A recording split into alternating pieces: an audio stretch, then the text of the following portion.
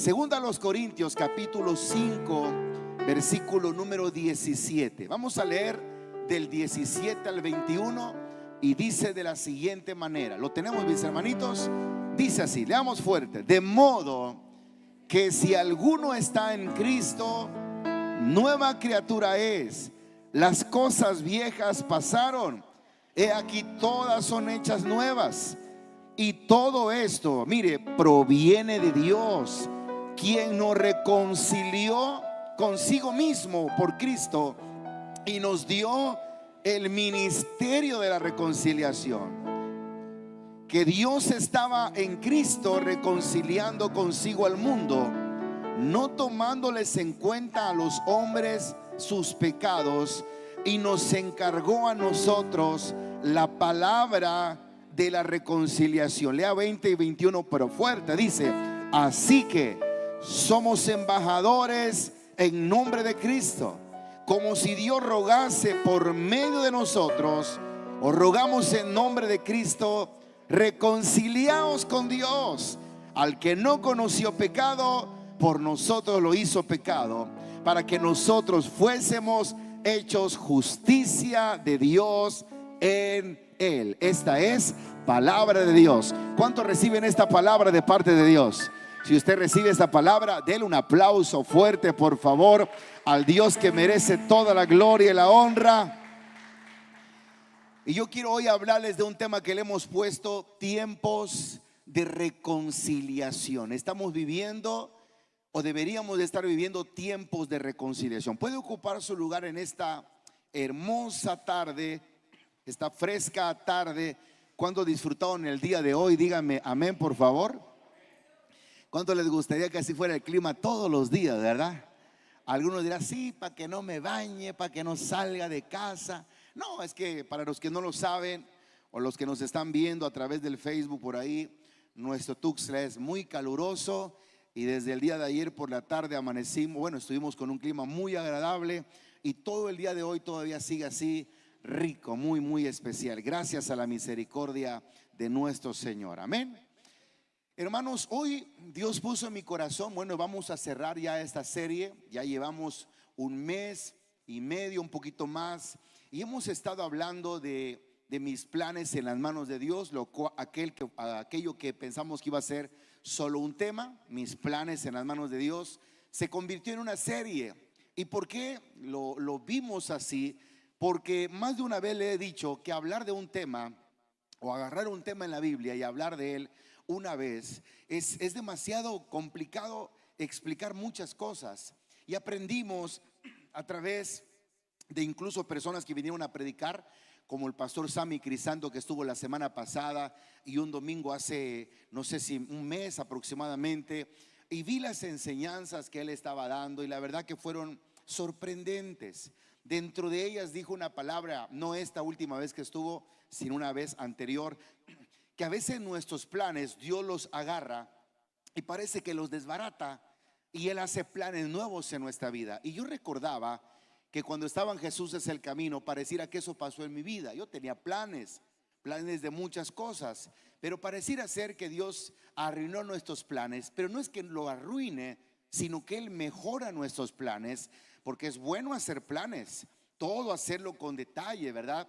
Pero cuando Dios interviene, hay que permitirle a Él que siga con esos planes, a pesar de lo que habíamos hecho, porque Él tiene mejores planes que cada uno de nosotros. La Biblia dice que la voluntad de Dios es buena, agradable y perfecta. Entonces, si la voluntad de Dios es buena, agradable y perfecta, si los pensamientos de Dios que tienen que ver con los planes son más altos que nosotros, o que nuestros planes o nuestros pensamientos, ¿qué más da decirle a Dios: permite que mis planes estén en tus manos? Así que yo espero con todo mi corazón que hayamos puesto nuestros planes en las manos del Señor, y que analizamos este último punto, el cual, repito, puede ser una cereza en el pastel de nuestra vida. Estoy leyendo un libro que se llama Ungido para el último tiempo, o para la última cosecha.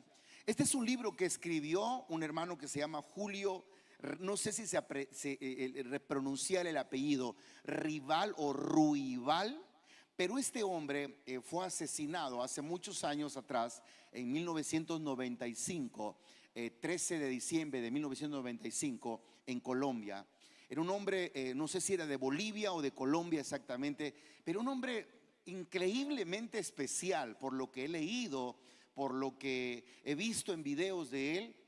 Y me llamó mucho la atención la manera en la que conseguí ese libro, porque cuando fuimos a Pachuca, Hidalgo, a Tulancingo, Hidalgo, hace unos días, a la junta que tuvimos, entré a la iglesia donde íbamos a estar para tener esa junta.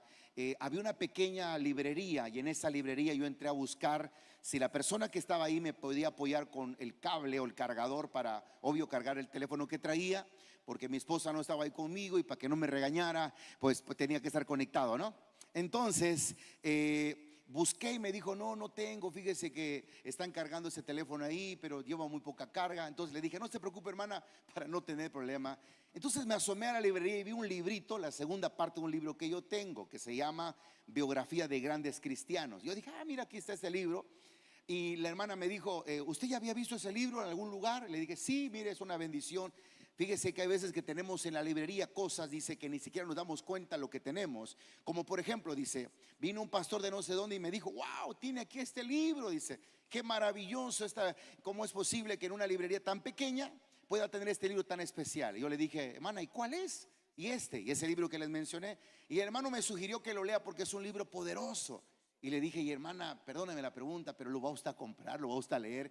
Y me dijo: no creo. Entonces véndamelo de una vez a mí. Yo no sabía lo que estaba comprando, pero este libro, la vida de este hombre es maravillosa.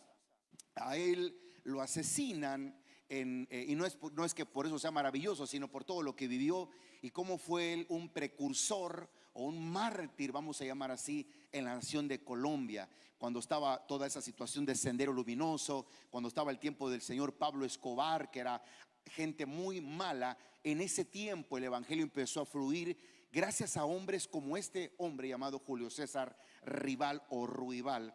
Pero una de las cosas que me sorprende es que en medio del crecimiento exponencial de la iglesia, de lo que está pasando, de los milagros que está viendo, de cómo él, por ejemplo, en una ocasión lo secuestran, y esos hombres que lo secuestran, lo meten a unos lugares oscuros.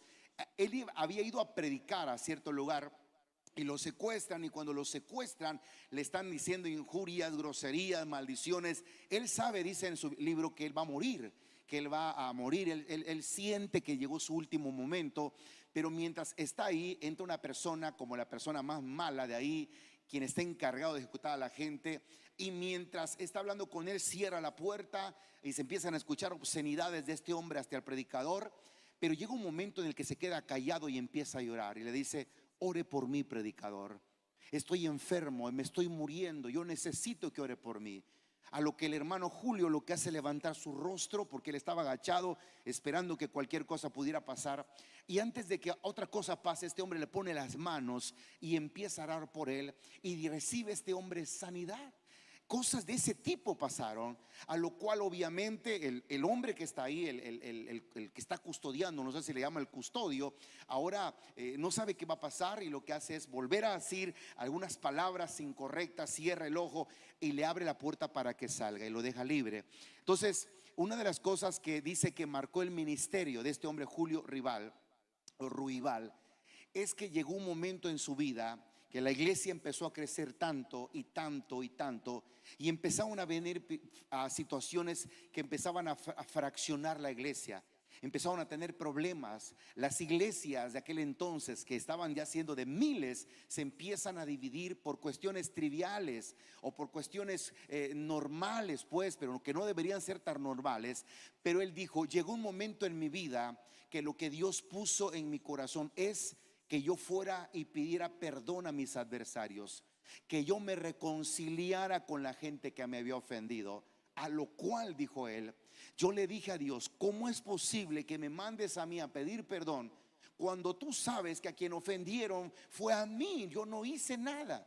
Pero aún así Dios le dijo: tienes que acercarte a tu gente, tienes que ir a las personas y pedir perdón para que yo haga lo que tengo que hacer en el lugar donde tú estás viviendo. Después de un tiempo de ser ministrado por el Espíritu Santo, Dios le puso en su corazón. ¿Cómo vas a ir a hablar de amor y de misericordia a otras personas cuando tú mismo no has experimentado la bendición de la reconciliación?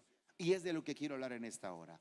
Todos en algún momento hemos tenido amistades, hemos tenido ministerios, hemos tenido compañeros de trabajo que en algún momento pasamos momentos difíciles, perdón por la redundancia, pero esos momentos difíciles los vamos dejando ahí, como que sean más grandes y que se hagan más grandes y que se hagan más grandes hasta que nos destruyen.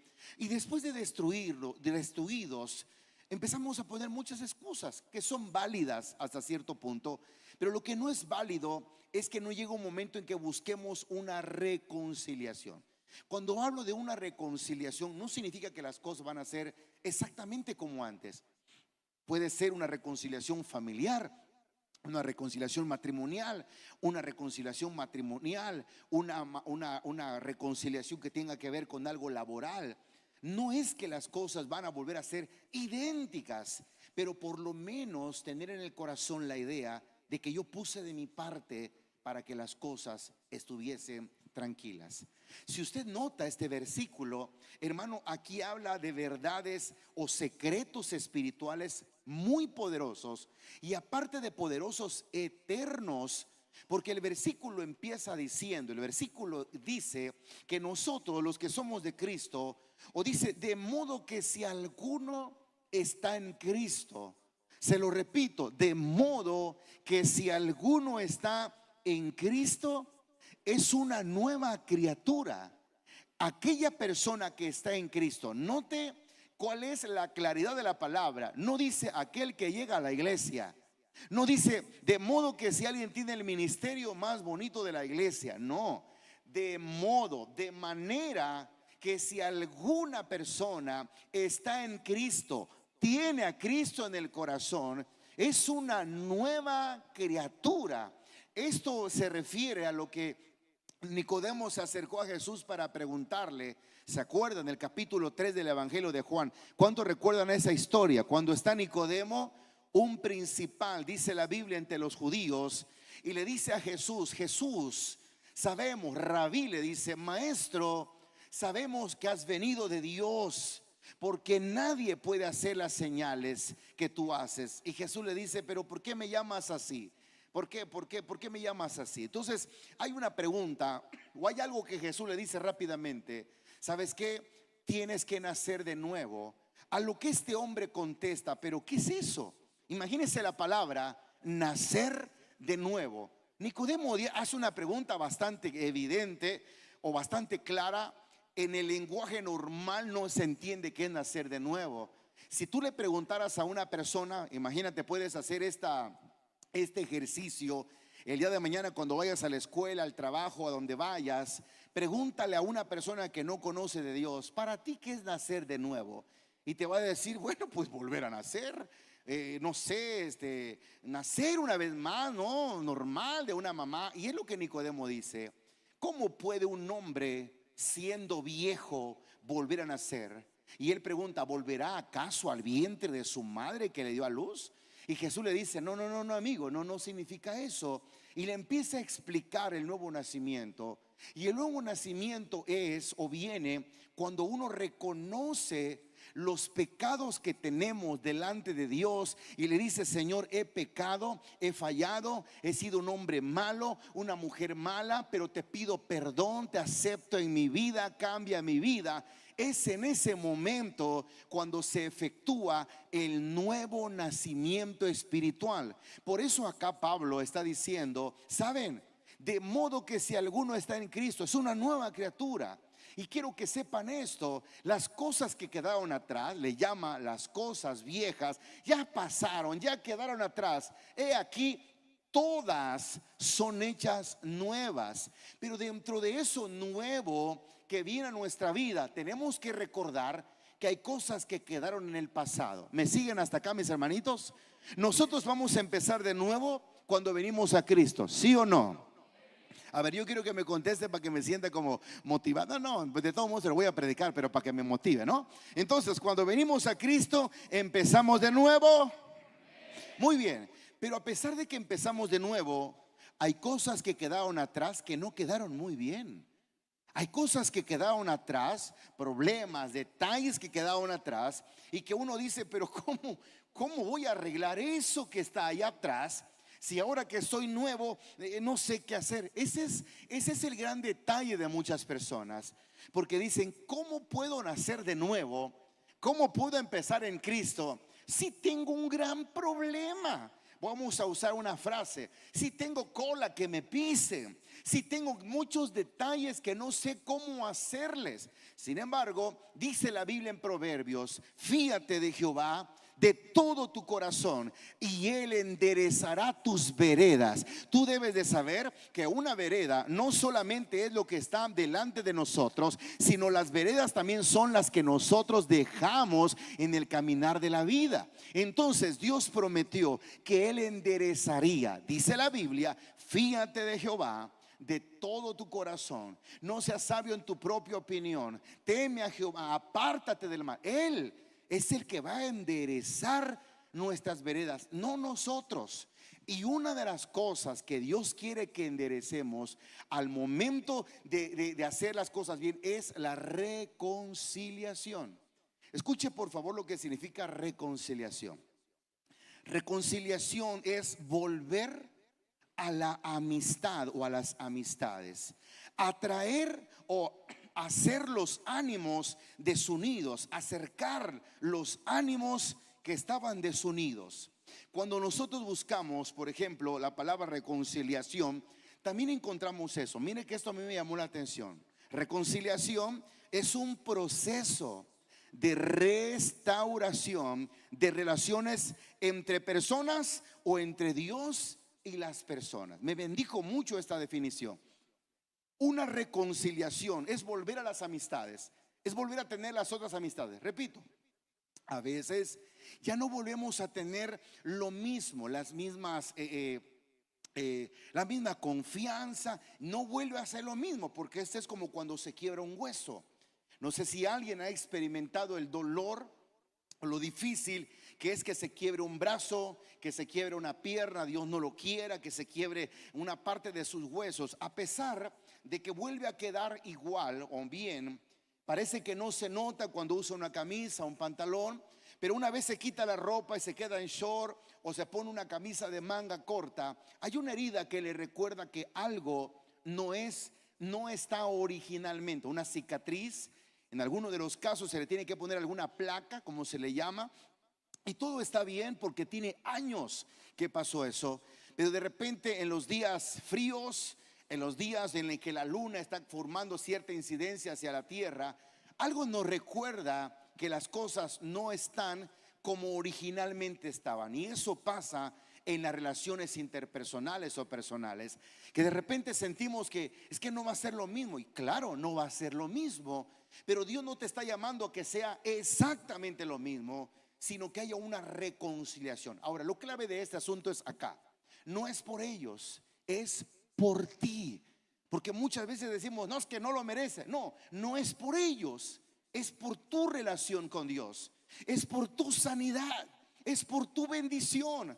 Pero muchas veces decimos no, y no lo voy a hacer. Y obviamente la intención no es venir a decirte que tienes que hacerlo u obligadamente, pero si dentro de tus planes está hacer que las cosas funcionen, parte de lo que tiene que hacer que funcione, repito, la cereza en el pastel, tiene que ver con la reconciliación. Y eso me llamó la atención, repito, porque leyendo esa parte del libro, que está de verdad súper interesante ese libro, es de ese libro que lo empiezas a leer porque lo que narra primero la esposa. Mire, repito, este hermano Julio Rival o Ruibal ya falleció, pero quien hace la primera entrada, el prólogo, lo que lee primero, quien hace la primera introducción es la esposa, y narra los momentos gloriosos que estaba viviendo su esposo en ayuno, en oración, cómo Dios estaba llevándola a muchas áreas especiales, y cómo ella se da cuenta, o cómo ellos viven el duelo juntamente con sus hijas, y se dan cuenta que al final es algo de parte de Dios, por todo el mover que generó en unidad y bendición la vida de este hombre, aun cuando muere. Después de eso, hay una parte de la narración de la historia de él, cosas que el hermano Julio había escrito, obviamente antes que hubiese muerto, el libro que nunca sacó, pues. Por eso repito, es un libro que lo empiezas a leer, a leer, a leer, y no puedes parar de leerlo y de leerlo, y sigue leyendo, y de repente te regresas a otras cosas que están muy interesantes e intensas. Pero ese punto en particular fue el que más me ha llamado la atención hasta ahorita. ¿Por qué? Porque dice: Dios me dijo que tenía que ir y pedir perdón, porque eso iba a hacer que ayudara a que se destapara, a que se desfogara algo que estaba trabándose para que no se pueda avanzar. ¿No te has puesto a pensar que en algunos de nuestros casos el no reconciliarnos, repito, el no hacer que las cosas vuelvan a la amistad, repito, reconciliación es volver a las amistades, es atraer y acordar los ánimos desunidos, es un proceso de restauración entre personas, relación entre personas o entre Dios y las personas. Todo eso cuenta, hermano. Ahora yo quiero que hacerte una pregunta: ¿con quién necesitas reconciliarte? Tal vez alguien dirá: yo necesito reconciliarme con Dios, porque aunque le canto, le adoro, le sirvo, parece que no nos llevamos como nos deberíamos llevar. Hay gente que tal vez tiene un ministerio donde es parte del ministerio, pero donde se siente ajeno a, o tal vez como iglesia sientes que no hay cosas que están fluyendo, y vienes porque no tienes dónde reunirte. Lo digo con mucho respeto, porque hay hermanos que me han dicho eso: pastor, yo un día me dijeron algunos, que solo muerto iba yo a regresar a la iglesia, y que no iba a regresar nunca, que había muchos lugares más, pero no supe, dice, dónde congregarme, porque curiosamente, estando en algún lugar, extrañaba la casa del Rey Jesús. Yo le decía: hermano, pero eso es un error. La iglesia no es una persona. Yo quiero recordarte esto: tú puedes tener un detalle con alguien de la iglesia, espero que sea con uno, no va a ser con todos, ¿verdad? Empezando con usted, pastor, que me quede gordo ya, ¿verdad? Pero oiga esto que le voy a decir, y delante de Dios: la iglesia no es una persona, Dios no es una persona. Si tienes un problema en la congregación con alguien, yo no te voy a decir: ve y arréglalo, pero anótalo entre tus planes. Ojalá no llegue diciembre para que lo hagas, pero dile a Dios: ayúdame. Como este hombre, repito, que oró a Dios y le dije: Dios, prepárame. En el libro, de una manera chusca, dice él: muchos me recibieron con los brazos abiertos, y otros, dice, con los puños cerrados también, dice, pero aún así me recibieron. Queda entender que muchos, cuando lo hablaron, dice, lo abrazaban y lloraban, pero otros estaban a la expectativa de qué iba a ser, dónde iba a ser, qué round, en qué ring iban a estar. Dice: encontré de todo. Y sabe una cosa, muchos esperamos que cuando, voy a usar un término, espero no se malinterprete, cuando nosotros cedemos, o si se puede llamar así, doblamos las manos y nos acercamos a pedir perdón, esperamos que la gente diga: no, también a mí perdóname. ¿Te ha pasado eso? De repente tenemos un problema con la esposa, ¿verdad? Y no digo que así sea siempre, ¿verdad? Pero a veces sale de que: no, ¿sabes qué, Becky? Perdóname, no, la regué. Y es bonito cuando escuchamos: no, también tú, ¿verdad? Pero si no le escuchamos, no significa de que y vos no me vas a pedir perdón a mí, porque acordate que también eres eso. No, no, no, no. Ese es un perdón con sabor a quiero más pleito, pues, ¿verdad? O como me pasaba a mí antes, pedía perdón a la gente: perdóname, hermano, porque fíjese que la regué, pero perdóneme, pero también usted es medio cabezón, échale ganas. Ya empezaba el coraje, o sea que era un perdón con sabor a échale ganas que te voy a reír otra vez. Y así no funciona. Es pedir perdón, es reconciliarse. Y tranquilo, algunos te van a esperar con los brazos abiertos. ¿Cuántos anhelan que nos esperen con los brazos abiertos? Dígame amén. ¿Cuántos anhelan que nos esperen con los puños cerrados? Digan gloria a Dios. No vaya a decir gloria a Dios, por favor. Que me esperen a mí, aquí estoy. No, no, no, no, no, no. Dile a tu vecino: tranquilo. O sea, no sé si no has captado la onda, pero no te está hablando de eso. Porque algunos hasta los guantes trajeron ya para ver con quién es ese pastor, dígame. Entonces, la reconciliación fue parte de un mover en la vida de ese hombre que causó que muchas cosas funcionaran. Entonces, es increíble saber que la Biblia dice: de modo que si alguno está en Cristo, nueva criatura es. Somos una nueva criatura. Las cosas viejas ya pasaron, estate tranquilo. Pero aquí vienen cosas nuevas. Pero las cosas que quedaron sin amarrar, sin cerrar, las puertas que quedaron entreabiertas, las cosas que a veces no funcionaron, vean lo que dice. Y todo esto, dice el 18, proviene de Dios. ¿De quién proviene lo que te estoy hablando, mis hermanos? A ver, yo quiero que saquemos de duda. Y todo esto proviene de quien nos reconcilió. Oiga, Dios fue quien nos reconcilió consigo mismo por Cristo Jesús y nos dio el ministerio de la reconciliación. Anote eso, hermano. En esas palabras hay dos cosas importantes. Primero, Dios, al enviar a Jesucristo, nos reconcilió consigo mismo. O sea que Jesús lo que vino a hacer al morir en la cruz del Calvario y darnos vida y vida en abundancia y vida eterna, no vino a morir. Primero, no vino a nacer para que tuviéramos un tiempo de Navidad y de vacaciones. No vino a morir para que tuviéramos la Semana Santa porque hace harto calor y nos vayamos al mar o a la alberca a disfrutar. No, vino para reconciliarnos con el Dios Todopoderoso, porque Romanos dice que nosotros estábamos destituidos de la gloria de Dios, estábamos fuera de las bendiciones. ¿Por qué? Porque la paga del pecado es la muerte. Entonces, si la paga del pecado era la muerte, nos merecíamos la muerte porque éramos bien pecadores. ¿Cuántos de los que están acá eran bien pecadores? Dígame, no me diga amén, por favor. Se nota la cara de pícaro de repente que está, ¿verdad? Dile a tu vecino, tú no eras, ¿verdad? Tú no eras, tú eres otro. Pero vaya conmigo a Romanos y vamos a leer Romanos 3:23 y Romanos 6:23. Está trasito de donde estamos leyendo. Corintios, sigue Corintios, primera de Corintios y luego está Romanos. Romanos capítulo 3. ¿Cuántos dicen gloria a Dios? ¿Todavía dicen gloria a Dios en esta hora? Capítulo 3, versículo 23. ¿Qué dice, por favor? Por cuanto todos pecaron y están, ¿qué dice? Destituidos de la gloria de Dios. Léalo una vez más fuertemente ese texto. Dice, por cuanto todos pecados están destituidos. O sea, todos los que pecamos, los que fuimos pecadores, estábamos destituidos, fuera, alejados de la bendición de Dios. ¿Por qué? Porque la paga del pecado, busque Romanos capítulo 6, versículo 23, dice, porque la paga del pecado es muerte. ¿Cuál es la paga, hermano, del pecado? Es la muerte. Pero ¿qué dice después de la coma? Mas la dádiva de Dios, mas el regalo de Dios es vida eterna en Cristo Jesús. ¿Alguien puede decir gloria a Dios a esto? La dádiva, el regalo de Dios, la bendición de Dios es vida eterna. Apláudale más fuerte, por favor, en esta hora. Alguien puede gritar gloria a Dios. Y si no lo has entendido, no se te ha revelado todavía, algún día lo vas a comprender. Algún día te vas a dar cuenta de esto. Algún día en tu cuarto vas a decir gloria a Dios y te vas a dar cuenta que tal vez vas a parecer loco o que estás loquita por ahí, porque ¿cómo vas a decir gloria a Dios? Porque cuando se le revela a alguien algo especial, uno dice bendito sea Dios, porque yo era malo, yo era mala, re mala era esto, porque yo estaba en pecado, pero ahora nuestra vida es diferente.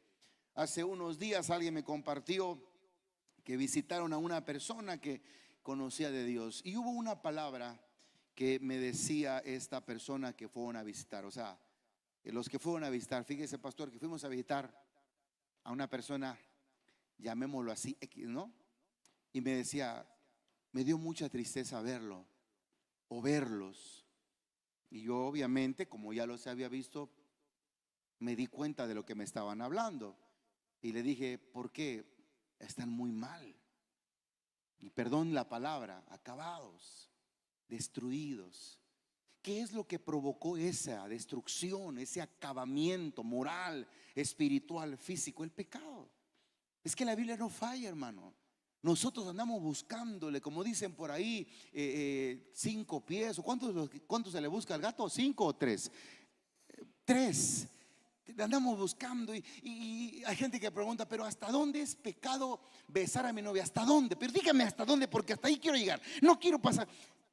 Cállate, o sea, vos querés andar pecando, o sea, es lo que querés, o sea, Porque aquel que sabe que eso le va a llevar a pecar, no se mete ahí. Dice por ahí que el que entre lobos anda, aullar se enseña. El que juega con lumbre, ¿cómo está el asunto ese? Algo le pasa también, ¿no? Creo que se quema. Entonces cuando tú andas buscando y que, pero dígame, ¿dónde? ¿Qué línea? No, tu mente pecadora está buscando ¿cuál es la línea? No hay líneas, hermano. Hay una delgada línea entre vivir haciendo las cosas bien y haciendo las cosas mal. Mire, los cables de alta tensión, ojalá no lo vaya a practicar o no lo vaya a decir, voy a salir de duda. Pero los cables de alta tensión están forrados, ¿verdad? Los forran porque en algún momento puede darte un golpe. Y hay gente, o tiene que saber esto, que cuando un cable está así, la alta tensión, no tienes que llegar y agarrarlo para que te dé. Antes de que llegues te dispara, te tira. Porque ese cable tiene tanta energía que no es solo el fierro que está ahí, sino hay algo más, hay algo que te puede imantar a pesar de que no lo toques. Así es el pecado. Aunque tú digas, voy a llegar hasta aquí porque hasta aquí dijo el pastor. No, te va a absorber antes, porque el diablo es así y no te vas a detener. Por eso repito, la paga del pecado es muerte, mas la dádiva, el regalo de Dios, es vida eterna en Cristo Jesús. Eso es maravilloso, así que tomémoslo muy en cuenta. Entonces, volviendo al plano de la reconciliación, de lo que leímos hace un momento, dice, todo esto proviene de Dios, quien nos reconcilió consigo al mundo, quien reconcilió consigo al mundo, no tomándoles en cuenta a los hombres sus pecados, y nos encargó, vuelvo a repetir, a nosotros el ministerio de la reconciliación, o la palabra de la reconciliación. Es así que cada uno de nosotros, aunque no tengamos un ministerio, tenemos un ministerio. Muchos creemos que un ministerio es la alabanza, y es parte pues de un ministerio. La palabra, la prédica. Miren lo que significa la palabra ministerio. Ministerio, ya dijimos lo que significaba reconciliación. Ahora déjame decirte lo que significa ministerio. Bíblicamente hablando, ministerio es servicio. El servicio que un creyente realiza para la iglesia, la misión de Dios que te ha dado. Si tú buscas en un diccionario secular la palabra a ministerio, vas a encontrar que es en la sociedad, es un departamento del gobierno de un estado, es un cargo público. Uno va al ministerio de justicia, al ministerio de no sé qué, o sea, los ministerios son personas o son grupos es un departamento del gobierno, hablando secularmente, que se encarga de cierta área en la sociedad. Sin embargo, los ministerios, como lo llamamos nosotros, es un servicio, es algo que tú das para Dios. Y aquí debemos de reconocer esto. Dice la Biblia, yo te salvé, yo te reconcilié a través de Jesús, como que estuviese reconciliando el mundo conmigo mismo, dice la palabra. Y a la vez de que te reconcilié, te di el ministerio de la reconciliación. Así que si usted decía, no, yo no voy a llegar porque yo no tengo ministerio, tienes ministerio. Que no lo has tomado en cuenta, ese es otro asunto, pero tú tienes ministerio. ¿Y sabes cuál es tu ministerio? El ministerio de la reconciliación, no de las divisiones. El ministerio de acercar, no de perturbar. El ministerio de ayudar a alguien para que se acerque a Dios, que el grupo funcione de la mejor manera. Pero tristemente mucha gente no lo ve de esa manera. Dile a tu vecino, yo no sabía que tenías un ministerio. Dile, yo no sabía que estabas en un ministerio. Claro que sí, tú y yo tenemos el ministerio de la reconciliación. Ahora, ¿quién lo dice? Dios. A través de la palabra entendemos que lo primero que se necesita reconciliar es usted o yo, en este caso, con Dios. Vamos por partes. La reconciliación, veámoslo así, tiene tres partes importantes. Primero, yo voy a ser reconciliado con Dios. Voy a ser reconciliado con Dios. Pero ahora también es importante saber que al yo ser reconciliado con Dios, yo recibo ahora la bendición de que ahora necesito ayudar a otros a reconciliarse con Dios. ¿Por qué? Porque eso es lo que Dios nos ha dado a nosotros. No nos dio otro ministerio por el momento, hermanos. Si usted dice, pastor, es que eso solamente son para los que tienen ministerio, aquí está, mi hermano. Dios nos dice a los que llegan al templo, leámoslo una vez más, versículo número 18, y todo esto proviene de Dios, quien nos reconcilió consigo mismo por Cristo y nos dio, diga conmigo, y me dio, pero dígalo fuerte por favor, y me dio el ministerio. ¿De qué ministerio tenemos? De la reconciliación. Versículo 19, siga leyendo fuerte. Dice que Dios estaba en Cristo reconciliando consigo al mundo, no tomándoles en cuenta a los hombres sus pecados, y nos encargó a nosotros, allá no dice ministerio, dice la palabra de la reconciliación. Así que cuando a usted le dé la oportunidad de hacer algo, ¿sabe cuál es el trabajo que tenemos que hacer? Reconciliar, atender, apoyar, cuidar. Creo que debe de quedar claro esto. Reconciliar no es necesariamente si alguien tenía un matrimonio donde la esposa venía toda golpeada y el marido lo venía siguiendo y lo entraba con una pistola y sale por acá. No estoy diciendo, hermano, reconcíliese. No. Significa que tenemos que poner las cosas en claro. Mi corazón tiene que estar bien. No estoy hablando de reconciliarse en el sentido de la palabra vuelvan otra vez porque el pastor dice. Te voy a contar algo mientras nuestro hermano del piano me ayuda para ir terminando. Hace un tiempo atrás vinieron unas familias a la iglesia y obviamente en algún momento platicamos como con todos los hermanos. A veces buscamos la manera, a veces de maneras circunstanciales nos encontramos, platicamos.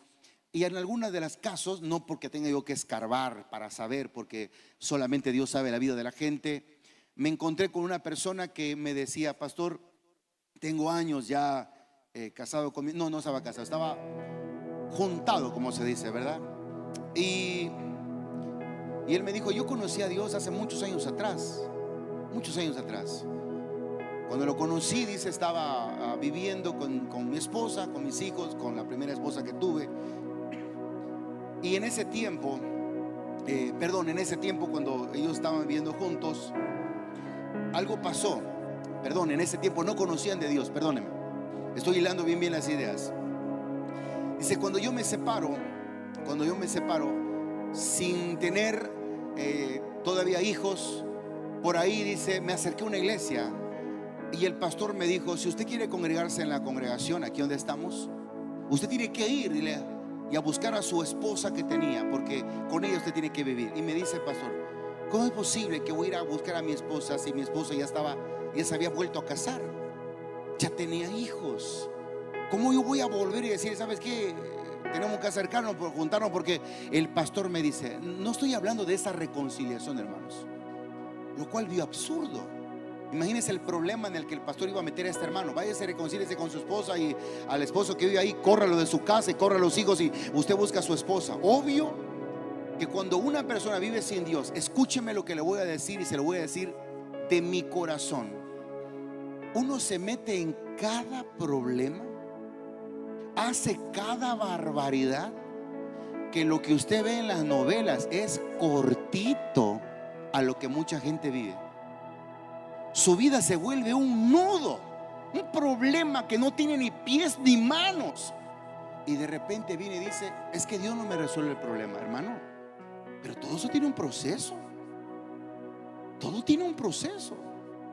Todo va de poco a poco. Hay gente que no, es que ahorita, si tiene 15, 20 años de vivir, hermano, haciendo de su vida un papalote, y quiere que de repente a su vida se resuelva en una noche de oración.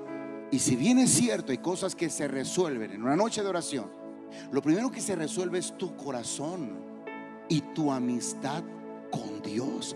Ahí empieza todo. Por eso no digas, pero no me ha respondido, no me ha dado respuesta. No, es que los problemas, hermanos, que se logran tener cuando no estamos con Dios son muchos. Por eso, jóvenes, señoritas que todavía no son casados, personas que están todavía en una edad tierna, como dijera David de su hijo Salomón, cuando lo va a presentar, ora a Dios y le dice, Dios, mi hijo es de tierna edad. Qué palabra tan linda, ¿no? todavía está pequeño, no sabe, no tiene experiencia. Eres un joven, una señorita que no eres casado. Ora a Dios por lo que viene a tu vida. Ora a Dios por lo que viene a tu vida. No es tan sencillo de que me caso acá y si no tenga cuidado, es una basura lo que hoy te venden en internet, que las muchachitas pueden andar con viejos. ¿Por qué? Porque ahora les dan su lana y con eso están tranquilos, o viceversa. Nosotros tenemos que saber y entender que eso es basura, lo que el diablo te vende. Y por esa basura el corazón se lastima, la vida se acaba y se va degradando todo lo que Dios quiere hacer. ¿Por qué? Porque estamos en una naturaleza caída y pecaminosa. Gracias a quién? A que no ha habido reconciliación, primero con Dios, y que no le enseñamos a la gente a reconciliarse con Dios. Me da mucha tristeza cuando sé de personas grandes que lejos de que a la iglesia traigan unidad, lo que traigan es problema, detalle.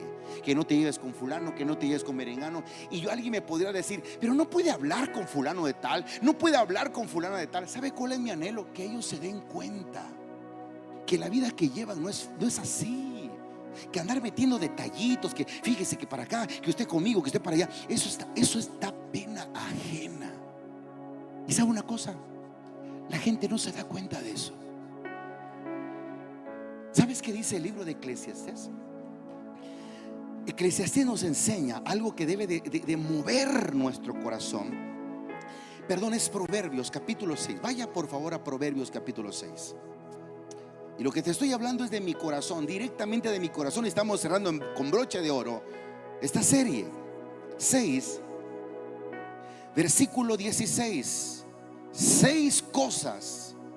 Proverbios 6, 16. 6 cosas aborrece Jehová, y aún 7 abomina su alma. ¿Qué son esas cosas? Los ojos altivos, la lengua mentirosa. 2, las manos derramadoras de sangre inocente. 3, el corazón que maquina pensamientos inicuos. 4, los pensamientos o los pies presurosos que corren al mal. 6, 5, el testigo falso que habla mentiras. ¿Y qué dice el 7, mis hermanos? Y el que siembra, ¿qué dice? A ver, no los escucho. Y el que siembra, ¿qué? Discordia, problema, detalle entre los hermanos. ¿Cómo puede ser eso así? ¿Cómo puede ser que alguien en la iglesia meta detalles si somos hermanos? ¿Qué no fuimos llamados a reconciliar? Y hermano, de lo que te está hablando de la reconciliación es de la gente que no conoce de Dios, pero con mucho más razón a la iglesia. Hay que unirla. La gente no va a hacer lo que tú quieras porque tú eres el líder de algo. Las cosas se hacen por amor a Dios, no exactamente porque alguien lo esté pidiendo. No se van a hacer las cosas como yo quiero. Es más, aquí en la iglesia hay cosas que yo tuve que preguntar cómo hacerlas porque no iban a hacer lo que yo quería. Por ejemplo, los colores, los detalles que usted ve que son bonitos. Yo no, es que esa blusa quiero y esa es la que, porque yo soy el pastor y yo mando. No, vamos a hacer esto. ¿Cómo lo ven? Organicemos. ¿Cómo ven ese detalle de las luces? ¿Cómo ven la pantalla? Yo no dije que se compra porque yo soy el pastor, pues yo soy el papá aquí. Es más, ya no me digan ni apóstol, papá me van a decir de ahorita. Aleluya, gloria a Dios. Papá Héctor. Ya me dejan mi barba acá toda blanca, me está saliendo ya. De hoy en adelante nada de que pastor, y mucho menos Héctor, que lo disciplino en el nombre de Dios. Mira, hasta le dolió a ese niño que está ahí. Entonces eso no cabe, hermano. Primero reconciliémonos con Dios y luego ayudemos a la gente que necesita. Imagínate, viene del mundo sin Dios, con problemas de que haya fulano, que el de compartamos le robó no sé quién, lo sacaron del programa de oportunidades y ya no había más oportunidades, lo sacaron de no sé dónde, lo sacaron de todo, lo sacaron. Y vengas a la iglesia, te encontrás lo mismo. El de compartamos, el de no sé qué, el de Claudia Sheinbaum, el de Mid, el de naranja, o sea, partidos políticos ya. Eso da pena, hermano. No somos hermanos en la fe, pues. Pero debemos ser gente que no meta discordia, detalle, chismecito. Ay, que esto, no. Cuando te encontrás, ten cuidado. Decirle, Libérate en el nombre del Señor. Luego Meneceo pidió un consejo. Tenga cuidado a quien mete a su casa. Tenga cuidado con quien manda mensaje. Tenga cuidado. Yo no soy quien para decirle lo que tenga que hacer, pero soy su pastor. Y me preocupa cuando alguien simplemente, después de verlo bien, lo vemos por la calle de la amargura. Ahí viene la iglesia, arrastrando el velo. Ay, mis hijos. ¿Así pasa o no? La Biblia nos enseña que hay que estar, hermano, nuestra mirada erguida, firme, Dios viendo como el invisible. Cristo viene pronto, preparándonos para la venida del Señor, lejos de detallitos. Que si este sirve conmigo, que si aquel no sé qué, que la corbata tiene que ser y que el velo no tiene que ser, que la... Si se supone que en el cielo vamos a estar todos juntos, o no te vas a juntar con la chusma tú. ¿Vamos a estar juntos o no vamos a estar juntos? Ay, no sé, pastor, porque hasta en eso hay niveles, pastor. Pues que yo sepa, no hay niveles de nada. El único que tiene más alto nivel se llama Jesucristo, el Hijo del Dios Todopoderoso, el Hijo del Dios viviente, el que merece toda la gloria, el que merece toda la honra, por quien venimos a este lugar, por quien estamos cubriendo nuestra vida para servir al Señor. Hermano, dale mejor el aplauso que tengas. Alguien diga gloria a Dios. Tus planes, hermano, tienen que estar en las manos de Dios. Y uno de esos planes es: Señor, ayúdame por favor a reconciliarme, a hacer las cosas bien. Qué lindo llegar a un lugar donde por lo menos estás en paz con la gente. No, es que fulano, no me hablé de otra cosa, yo tengo paz. Paz. Como hacía antes el tinta de paz que les pegaban en la película Los Cavernarios, ¿no? ¿Te acuerdas de eso? Hace 1000 años. Así se saludaban, dice, ¿no? Paz. Eso es lo que necesita mucha gente, paz. ¿Y cuándo va a venir esa paz? Cuando no te metas en problemas. Hoy te hablé de algo sencillo, pero muy poderoso. De modo que si alguno está en Cristo, nueva criatura es. Las cosas viejas pasaron, pero aunque pasaron, hay cosas que tenemos que arreglar en el buen sentido, reconciliarnos. ¿Quién nos va a reconciliar? Dios. ¿A través de qué? De vivir cerca de Él. Y una de las cosas es que a pesar de que ya te reconcilió, ahora te dice: hijo, hija, tú tienes la responsabilidad, el ministerio de la reconciliación. Lo primero que deberíamos tener en nuestra vida es que en nuestra casa llevarnos con nuestros hermanos. No, pero es que usted no lo conoce, es hipócrita. Tú reconcíliate, tú llévate, tú háblale, tú no te metas con problemas. ¿Por qué? Porque esa reconciliación te va a abrir puertas para hablar con Dios. ¿Has leído la historia o el texto de Pedro que dice que nosotros los varones no tenemos que pelear con nuestras mujeres para que nuestras oraciones, los que saben esto me van a responder fuertemente, los varones que saben esto, para que nuestras oraciones no tengan ¿qué cosa? Estorbo. O sea que cuando el varón tiene pleito con la esposa y no se arregla, hay un estorbo. No la esposa, el estorbo. Hay un estorbo que no te deja hablar con Dios. Hay algo que te está bloqueando, el diablo lo sabe. A un hombre muy usado por Dios le preguntaron un día en una rueda de prensa, un hombre que le ha ido muy bien, que tiene cosas espectaculares de Dios, le preguntaron: oiga, en una cadena, en un lugar social, ¿cómo le llaman tienen un nombre, secularmente hablando, le preguntaron: dígame el secreto para que usted sea un pastor muy bendecido, muy respaldado, muy tomado en cuenta. Díganos el secreto. Y él dijo: me llevo bien con mi esposa. Y todo así como que: pero díganos algo más, díganos que ora mucho, que lee, que ayune, que hace un cadáver, es un fakir tanto que ayuna. No, dice: me llevo bien con mi esposa. Pero ¿qué tiene que ver eso? Bueno, cuando te llevas bien con tu esposa, tus oraciones no tienen estorbo. Y como no tienen estorbo, llegan hasta la misma presencia de Dios. Y la respuesta viene. A diferencia de cuando estamos peleando. Ahora, lo mismo aplica para las damas. No es como: sígale, pastor, porque mire, si me prestara ese micrófono para hablar, le diría que ya no aguanto a este hombre. Fue el que vos buscaste. Y que hasta lloraban y que te lo peleabas con doña no sé, ¿te acordás? Entonces ya no estás con que es que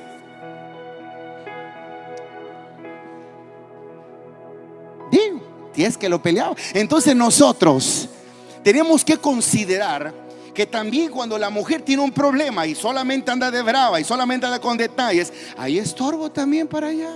Por eso ella está guerreando, pastora Magnolia, porque nadie me contesta la madrugada, porque yo quiero orar desde las 3 y nadie. Pero anda, reconciliate primero y luego venís a orar.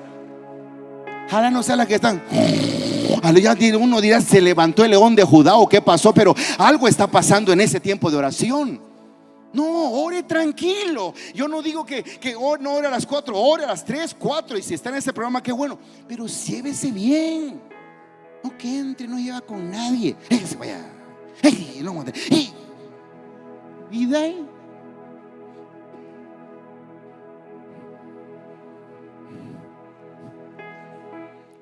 Terminamos con broche de oro. Mis planes en las manos de Dios. Uno de tus planes tiene que ser, debería, te pido que lo puedas hacer, reconcíliate con Dios y reconcíliate con la gente. Eso provocará bendición y un peso de gloria increíble sobre tu vida en el nombre de nuestro Señor.